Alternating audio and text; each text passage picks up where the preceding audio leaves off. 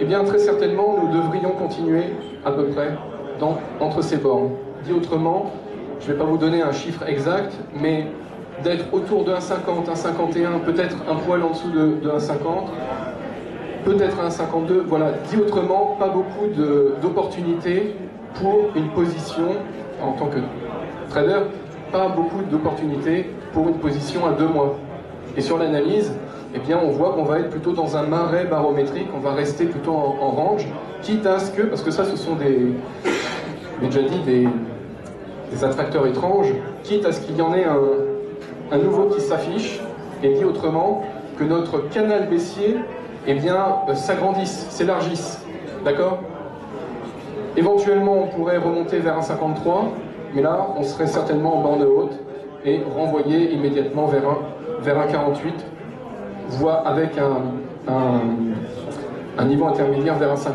C'est pour ça que très certainement nous serions autour de 1,50. Nous serons autour de 1,50 d'ici 2 mois, peut-être un poil au-dessus, peut-être un petit peu en dessous.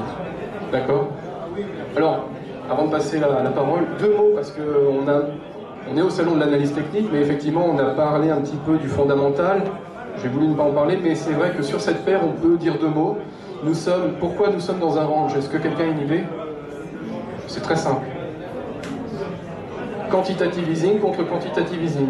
Et la Banque centrale d'Angleterre et la Banque centrale américaine sont en train d'imprimer leur propre monnaie à profusion. Résultat, les effets s'annulent et on est plutôt dans un range sur le très long terme.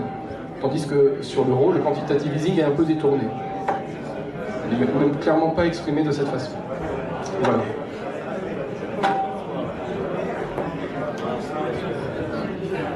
Merci Benoît, je vais laisser maintenant la parole à Philippe sur le GBP-USD. Donc je vais rebondir sur ce qu'a dit Benoît. Il vous a dit la paire GBP-USD, c'est quantitative easing contre quantitative easing. Alors il a raison, sauf que la BOE, elle l'a fait à une vitesse 2 fois plus forte. Actuellement, quantitative easing, c'est 375 milliards de sterling, c'est 25% du PIB anglais. C'est 2 fois plus que ce qu'ont fait les États-Unis. Ça veut dire quoi? Il commence à être coincé. Elle a joué à fond je dirais ce levier pour redémarrer donc, la croissance en Angleterre. Et bilan, quantitative easing, elle a fait des asset purchase, donc elle a acheté des actifs. Ça veut dire qu'elle a il y a des corporates, par exemple, des obligations d'entreprise. Donc elle a acheté, donc elle a donné de la liquidité aux entreprises, aux banques, etc. Bilan, il y a une inflation qui est maintenant à 2,8%. Son objectif, sa cible d'inflation, c'est 2. Donc elle commence à être coincée de ce côté-là. Le câble, vous avez vu, il a baissé, parce qu'au début, il y avait des anticipations d'augmentation du quantitative easing. Là, on voit le dernier, les minutes du Monetary Policy Committee, le dernier, montrent qu'il commence à se dire « Waouh, c'est énorme ». On commence à se dire « On en a trop fait, on ne peut plus utiliser ce levier ». Donc là, vient au secours le chancelier de l'échiquier qui dit je vais donner plus de flexibilité au budget pour aider la Banque d'Angleterre. Donc par exemple, je vais diminuer l'impôt sur les sociétés à 20%. Donc il va essayer de tout faire pour aider. Alors historiquement, on s'aperçoit que la Banque centrale d'Angleterre a toujours été très proactive, je dirais presque plus que les États-Unis. La preuve, je vous l'ai dit pour quantitative easing. Donc on dirait qu'ils sont coincés, ils ne peuvent pas accepter de l'inflation. Donc du coup, c'est pour ça qu'on l'a vu remonter le câble après l'annonce du MPC, des minutes du MPC. Donc moi j'aurais tendance à dire que ce qui va aider, c'est que si on a une reprise, si l'eurodoll monte, parce que l'eurodoll c'est risk on, risk off, on achète du dollar quand on a la trouille, parce qu'on va acheter de l'or par exemple, et on le vend à l'inverse quand ça va mieux. Donc l'eurodoll a tendance à monter. Il y a une assez bonne corrélation câble-eurodoll, donc j'aurais tendance à penser que ça risque de montouiller. Ce qui va gêner ces 5, oui, pas parce qu'elle est plus coincée. Je dirais ce qui va gêner, c'est qu'à 1,57-50, on a la moyenne mobile 100 jours, à 1,58, on a la moyenne mobile 200 jours, ça risque de coincer, quoi. Donc je serais haussier, mais moins que l'eurodoll. Je pense que ça va coincer vers 1,57. Donc pas très très très loin.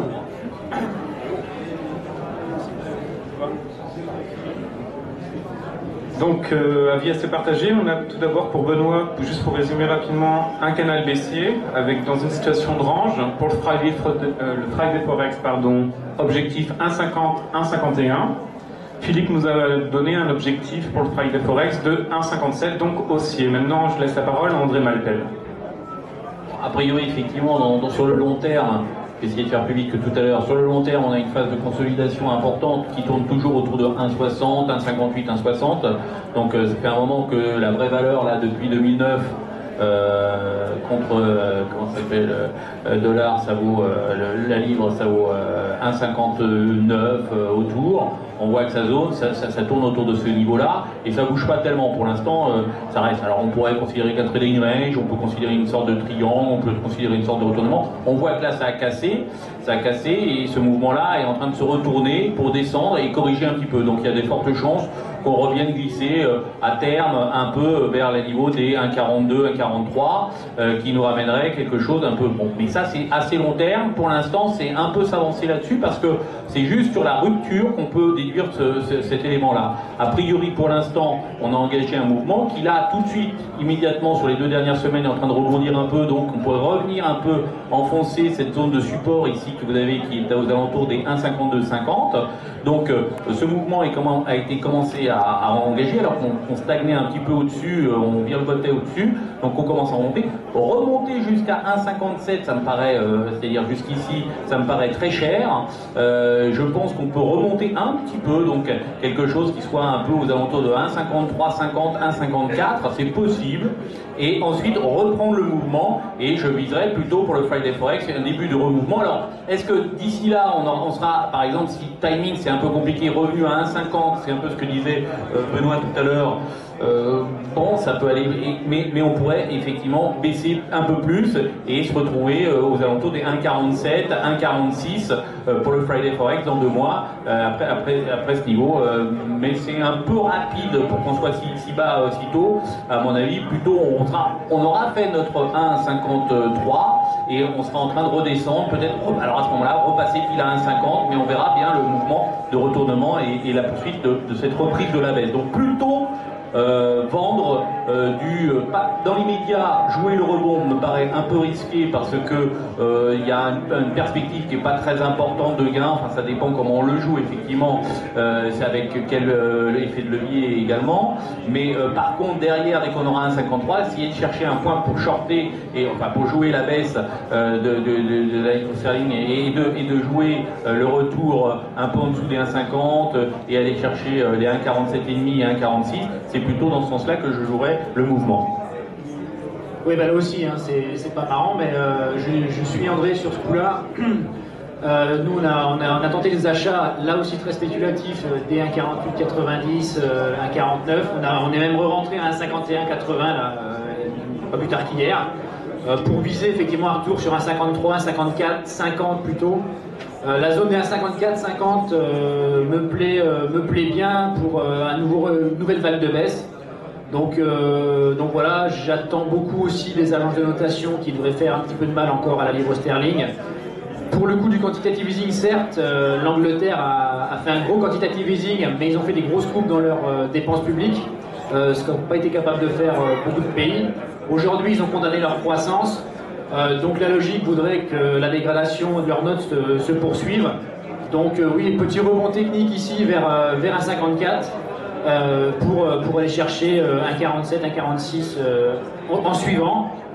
Et là aussi, si on pourrait faire un pari, c'est qu'on sera au même niveau dans 2 mois qu'on l'est aujourd'hui, peut-être en ayant fait un petit rebond entre-temps. Voilà, je m'attends globalement à une hausse du billet vert sur les prochains mois. Enfin, pas à court terme, mais à moyen terme. Donc voilà, je reste cohérent dans mes scénarios. Merci Jérôme. Donc on voit que c'est assez partagé, 3 plutôt baissiers, dans une situation assez de range pour tous, et 1 haussier. J'en profite au final pour demander si quelqu'un a des questions sur cette paire. Sur le GBP USD, des questions? Oui, monsieur? Sur le chart, on a l'impression que le vol des témoins inversés. Là. Donc si on cassait un 50-20, ça ramènerait à 50. Oui, effectivement, sur ce chart, donc la question c'est, y a-t-il une épaule, tête-épaule inversée? La réponse est oui. Et effectivement, bon, il faudrait casser. Moi, c'est pas mon scénario, mais la réponse c'est oui. Si jamais on venait à casser, très franchement, un petit peu de cette façon, oui, on irait vers un 55, un 56, peut-être un 57. C'est le scénario finalement de Philippe.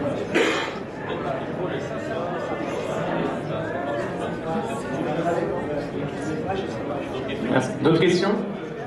Non, apparemment. Donc je vous propose qu'on passe sur notre paire, USD-JPY. On a beaucoup parlé d'assouplissement quantitatif, donc j'imagine que cette paire est idéale. Je vais commencer donc avec Benoît pour nous présenter ses perspectives. Alors le yen, on a un petit peu introduit effectivement les... On en parle, la guerre des monnaies, vous en entendez parler depuis plusieurs mois, plusieurs petites années maintenant, la guerre des monnaies. On pourrait inventer un nouveau terme avec ce qui s'est passé depuis une semaine, c'est la guerre civile des monnaies au sein de la zone euro. C'est une petite aparté avant d'introduire, mais comme on est sur la guerre des monnaies au niveau de USD-JPY, eh bien, je voulais vous dire cette petite aparté sur Chypre. Dit autrement, effectivement, un euro chypriote ne vaut pas la même chose qu'un euro allemand. Bon. Nous avons ce graphe USD-JPY avec une volonté de la banque centrale japonaise eh bien de déprécier, et comme c'est une volonté, on peut même dire d'évaluer, la monnaie nippone. Et effectivement, c'est ce qui se passe dans ce rallye de très long terme, ce rallye de fond, entamé il y a quelques mois, à la fin de l'année dernière,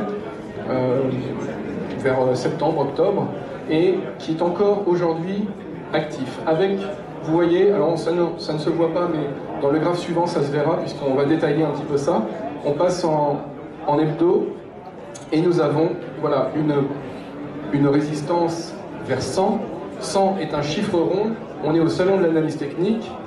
C'est pas parce que c'est un chiffre rond mathématique que c'est intéressant, c'est surtout que c'est un chiffre rond psychologique. Et c'est là où on va très certainement buter dans ce rallye. On a commencé un petit peu à ralentir. On a également ici, pour ceux qui voient, je ne sais pas si vous le voyez au fond, on a une petite mèche sur une bougie hebdo qui... ah oui, voilà, un petit zoom. Qui nous ramène à du 90-91. C'est une zone. Hein.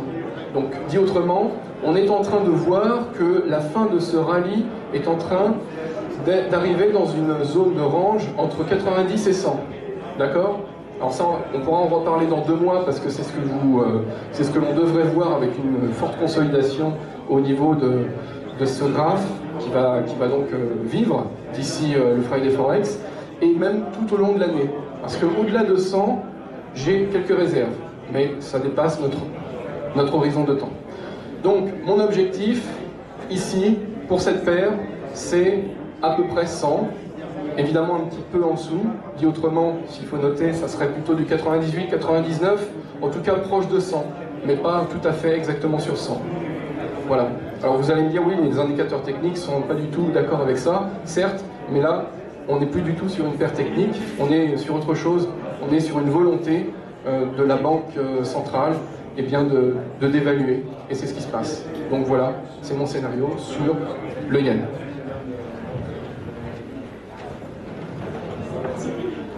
Merci, donc je vais laisser maintenant la parole à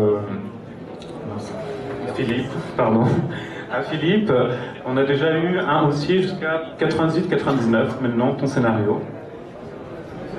Oui, alors concernant le dollar-yen, donc je vais au niveau du Japon, donc il y a eu une élection d'un nouveau gouverneur du Japon qui arrange bien le Premier ministre Shinzo Abe, donc qui sont de la même mouvance, hein, je dirais, de droite conservateur, et donc ça leur plaît bien, sauf qu'on n'a pas encore passé les élections en chambre haute. Et les élections en chambre haute, c'est en juillet. Donc, le Premier ministre va tout faire pour que le yen reste faible jusqu'en juillet. hein. Il faut savoir que toutes les banques centrales dans le monde sont différentes. Par exemple, la Banque nationale suisse, on va parler du franc suisse tout à l'heure, elle est beaucoup plus indépendante. La Banque centrale japonaise est beaucoup moins indépendante. Notamment, il y a toujours un observateur du gouvernement qui est présent au comité de politique monétaire de la Banque centrale du Japon. Ça change la donne. Okay, et donc, en fait, il va maintenir un yen bas. Ils disent qu'ils continuent leur quantitative easing. Ils augmentent, ils achetaient que des obligations de maturité inférieure ou égale à 3 ans. Ils disent maintenant on va acheter du plus long terme pour faire baisser la courbe des taux longs. Ils achètent déjà le Nikkei, hein, ils interviennent. Si vous faites un graphe dollar-yen Nikkei, vous allez voir que la corrélation est très très bonne. Hein, et donc ça c'est positif. Ce qui est, enfin je veux dire, c'est positif dollar-yen. Il faut savoir que l'économie japonaise est repartie. Ils ont la même croissance qu'aux États-Unis, 2,2%. Les exportations repartent puisque le yen a baissé de 20% depuis le 16 décembre, hein, dès qu'on a su que ça allait être donc Kuroda, enfin qu'on commençait à supposer que c'était Kuroda qui serait le gouverneur de la Banque centrale du Japon. Donc je dirais à très court terme, je pense que là on est un petit peu capé. Pourquoi? Parce que le 31 mars c'est la fin. C'est la fin de l'exercice comptable. Chaque pays a un exercice comptable différent. En Europe, c'est 31 décembre. Aux États-Unis, 31 octobre. Au Japon, 31 mars. Donc là, moi, ce que j'ai vu dernièrement, c'est qu'il y a plein d'exportateurs japonais qui rapatrient leurs fonds. Ils vendent du dollar, ils achètent du yen, donc ils font une légère pression baissière. Elle va être maximum quand? Le dernier jour du mois de mars. C'est quand? Le 29 mars. C'est parce que le 31, c'est un dimanche. Le 29 mars, le Forex, ça se traite en J+2, ça veut dire qu'à partir du 27 mercredi, là, il va y avoir plus de flux vendeurs dollar-yen. Après, la voie est libre, hein, et donc, je vous dis, la politique du ministre des Finances, ça va être de voir un yen baisser, donc il veut tout favoriser pour qu'à la Chambre haute du Parlement, que l'économie donc redémarre par les exportations et donc à la Chambre haute des parlements, ce soit la droite, le LDP, la droite conservatrice qui soit élue.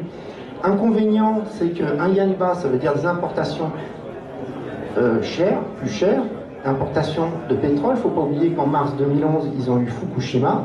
Donc ça a été la relance, ça a été la reconstruction, hein, il a favorisé l'investissement. Le problème, c'est que ça leur coûte cher. Là, il est en train de demander aux provinces de redémarrer des réacteurs. Il n'y a que 2 réacteurs nucléaires qui fonctionnent sur 50 actuellement. Donc ils vont redémarrer les réacteurs, hein, parce que le pétrole leur coûte très cher. Voilà. Donc moi je suis plutôt haussier dollar-yen. Évidemment, 100, ça va faire, comme disait Benoît, une résistance. Ça pourrait peut-être aller jusqu'à 101, mais c'est vrai que 100, ça va bloquer. D'abord capé. Oui, ça va bloquer 100. Si on passe 100, ça va s'accélérer assez vite jusqu'à 101. Est-ce qu'il y a... Je vois que... On a, les moyennes mobiles sont en dessous, donc oui, c'est plutôt... Moi, de toute façon, je vous dis, concernant la politique, je suis plutôt haussier de la reine. Merci. On va voir si ça fait l'unanimité avec André Malpel maintenant pour l'USD JPY. Alors, dollar-yen, c'est sans doute la paire qui me paraît la plus facile, si on peut dire, mais même si c'est jamais facile, le trading. On a un vrai retournement haussier de la tendance depuis début 2012. Enfin, je raconte ce qu'on voit, hein, tout le monde le voit, c'est pas secret. Et donc là, on est reparti pour un mouvement qui semble bien haussier, quelque chose pour venir toucher les 104, 105 dollars. Ça devrait être jouable. Immédiatement, non. Immédiatement, on a encore un petit peu pour monter. Alors, si on regarde en quotidien, on devrait monter là, a priori, reste là comme ça. Hop. A priori, on devrait comment ça s'appelle, monter encore un petit peu et aller chercher un 98. Ça s'appelle à 98 dollars et avant de pouvoir redescendre et casser la tendance et corriger de manière intermédiaire. Donc pour l'instant, pour le Friday Forex, je reste d'ici à 2 mois aux alentours des 80, je l'ai dit 80, pardon. Non, 80, ouais, un peu en dessous de 98, donc 97,50, 97,90. vraiment flirter avec les 98 et après casser pour revenir vers la zone des 92. Je ne pense pas qu'on aura eu le temps ici au Friday Forex pour revenir à 92. Donc il fait supposer, si vous voulez, sur ce mouvement-là, et ici globalement topiche, vers ces niveaux-là, ici, et ensuite une petite correction avant de repartir à la hausse plus tard, mais immédiatement plutôt encore haussier, et à moins qu'on casse immédiatement cette ligne de tendance qui est très mal dessinée, mais qui viendrait plus passer, qu'a priori, si on repassait sous les zones des 93-50, ça serait très dangereux, et 93 encore pire, évidemment, mais a priori, on devrait se maintenir et aller poursuivre donc une petite hausse vers cette zone-là avant de pouvoir revenir et venir consolider sur 92. Je ne pense pas qu'on sera déjà retourné à 92, peut-être qu'on aura fait cette petite hausse et de ce retour, peut-être retourner un peu au même niveau qu'on est là, peut-être à un chouïa en dessous à 94 d'ici le Friday Forex, après avoir été chercher un petit peu plus haut vers 97,50, 97,90. Alors là, je vais faire là aussi assez simple. Je pense que la Banque du Japon a nourri beaucoup d'espoir. Qu'aujourd'hui, le potentiel il est à la baisse. Point barre, le potentiel il est sur la déception. Donc pour moi, on va casser 94 et puis on va retourner sur 85 avant éventuellement de repartir plus haut. Mais pour moi là, c'est baissier. À 2 mois, on pourrait être revenu sur 90. Et peut-être prendre appui sur 88, 85 avant de repartir éventuellement après, mais là j'attends l'effet de déception d'ici peu. Excuse-moi, je t'ai pas écouté. Plus haut là ou pas? Ah non, on n'a pas plus haut là. Pas plus haut. Non. Donc tu penses qu'on est vraiment topiche, donc ça va casser la ligne de tendance. Pourquoi tu dis ça?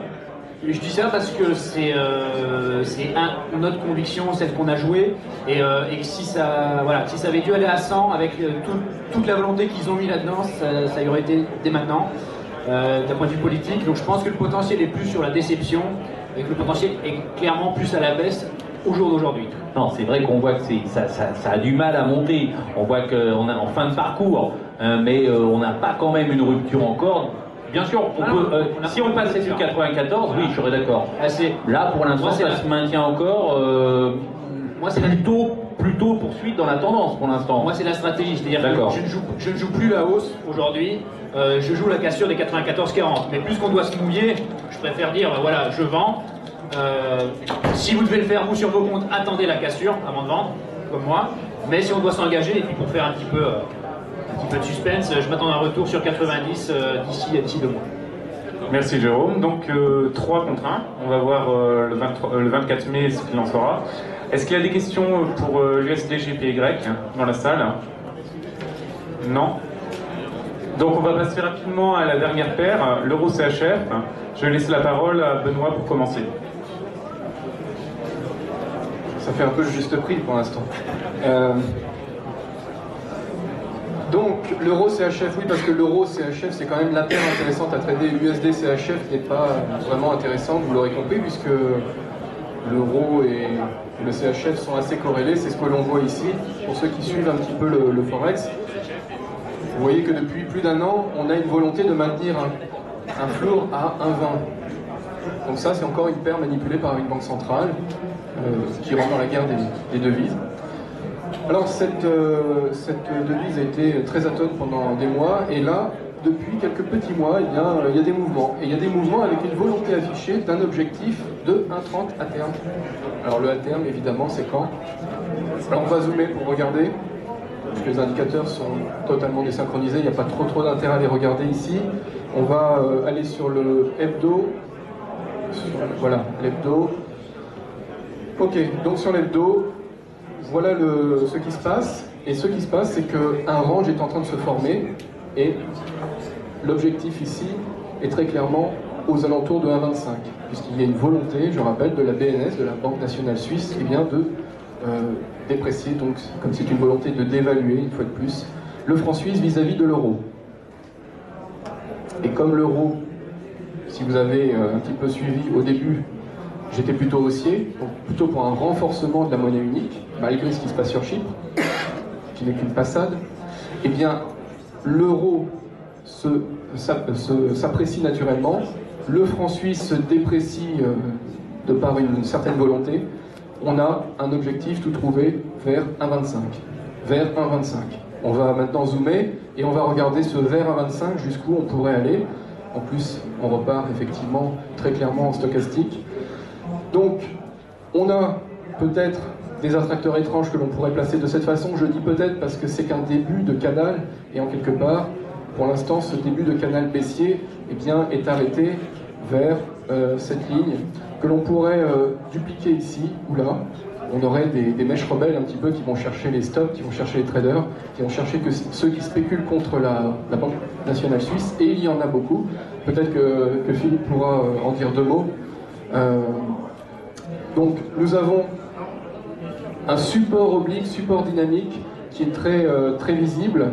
Voilà. Alors si on dupliquait, vous voyez, on aurait cette ligne qui passe ici, là. Évidemment, là, il y aurait un gap, mais peu importe. Nous avons cette zone de support qui est très solide, avec une volonté affichée. Dit autrement, un stochastique, une zone ici. On est ici au salon de l'analyse technique. Si on était au salon du trading, je vous dirais, là pour le coup, sur cette paire, allez-y, achetez. Parce que là, les points sont tout trouvés. L'achat, c'est maintenant. Le stop est en dessous, cette ligne virtuelle que je n'ai pas tracée là sur le graphe, mais que vous comprenez. Le stop est donc en dessous de cette ligne, et l'objectif, parce qu'il risque très certainement d'y avoir une cassure de cette ligne oblique pour dupliquer, un petit peu comme ce que l'on a vu sur GDP tout à l'heure, pour dupliquer cet attracteur étrange et avoir effectivement ici une nouvelle ligne qui serait ce vers quoi les cours vont aller. Et ensuite, petite zone de consolidation pour continuer de cette façon. Dit autrement, on a ici une zone toute trouvée vers 1,24. Donc tout à l'heure on disait 1,25, mais en fait l'objectif très probable c'est vers 1,24, peut-être un poil au-dessus, peut-être un poil au-dessus, peut-être un petit peu en dessous, mais vers 1,24, 1,25. D'accord? D'ici 2 mois, d'ici le Friday Forex, d'ici là. Voilà, d'ici là. Voilà pour mon... Donc plutôt haussier sur Heure CHF, d'ici le Friday Forex, avec un objectif vers 1,24, entre 1,24 et 1,25. Alors, tu n'as pas entendu, mais tout à l'heure je disais qu'il y a des personnes qui spéculent contre la Banque nationale suisse. Je ne sais pas si tu veux en dire 2 mots, parce que toi tu es un petit peu au courant de tout ça. Oui, donc pour faire simple, je suis aussi haussier sur l'euro suisse. Alors la BNS, pourquoi elle a mis en place un floor sur l'euro suisse, un plancher, un cap, parce qu'elle réfléchit côté suisse. Pourquoi elle a mis un floor? Tout simplement à cause de la crise de la zone euro. Donc si la crise de la zone euro s'améliore, et là c'est ce qu'on avait vu qui avait commencé, puisqu'on est remonté jusqu'à 1,2550, on a vu qu'en juin on a été vers 1,20, 40, etc. Donc là elle avait chaud aux fesses, parce qu'elle à 1,20, elle a mis des ordres d'achat de plusieurs milliards d'euros contre francs suisses, et donc elle ça lui plaisait pas. Donc là, ça a remonté, patatras recrise, c'est pour ça que l'euro suisse redescend. En fait, là, elle en achète des tombereaux. Alors, à un point elle l'a dit, il le répète quasiment tous les jours, ils achèteront des quantités limitées. Alors, concrètement, ils ont mis les moyens. Il y a des ordres d'achat. En avril, 5 avril 2012, on a été tester le plancher. Ça ne lui a pas plu du tout. Il y a eu 6 cotations en dessous d'un 20. Elle s'est dit, plus jamais ça. Alors, qu'est-ce qu'elle a fait? Excusez-moi. Qu'est-ce qu'elle a fait? Elle a donc mis des ordres d'achat dans 700 salles de marché. C'est monstrueux. 700 salles. Après, qu'est-ce qu'elle a fait plus tard, il y a 2-3 mois? Elle a ouvert un desk à Hong Kong. Donc elle fait tout pour que même la nuit, il n'y ait pas de problème. Ils sont déterminés, alors on se dit, ouais d'accord, ils achètent des tombereaux, donc leur portefeuille grossit à fond. Il était avant la crise des subprimes, il était à 50 milliards de francs suisses. Il est à 429.